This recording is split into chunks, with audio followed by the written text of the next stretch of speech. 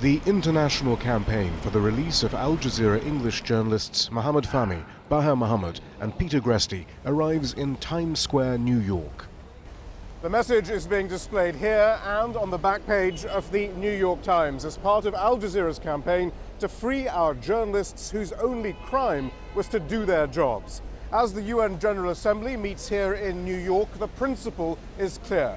The freedom of the press must not be violated.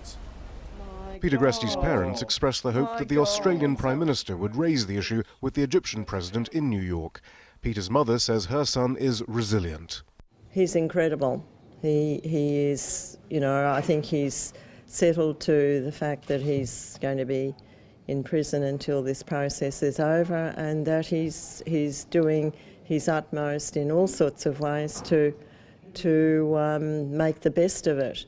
The Egyptian president is sticking to a well-rehearsed line.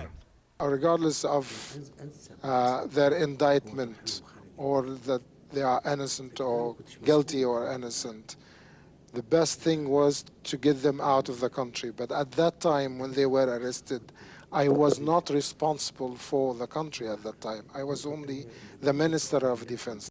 Al Jazeera's Abdullah El-Shami was held without charge by Egyptian authorities for 10 months. He says the crackdown on journalists in Egypt continues. Let's talk about facts. We have dozens of journalists who are already imprisoned. We have others who have been forced to flee the country, others who have been killed, in fact. And the very clear example is our colleagues in Al Jazeera English who have been in jail for over 8 months now. The White House says President Obama called for their release when he met with President Sisi and stressed the importance of free speech and due process. But it's clear that for now, journalism remains a crime in Egypt. Shihab Ratansi, Al Jazeera, New York.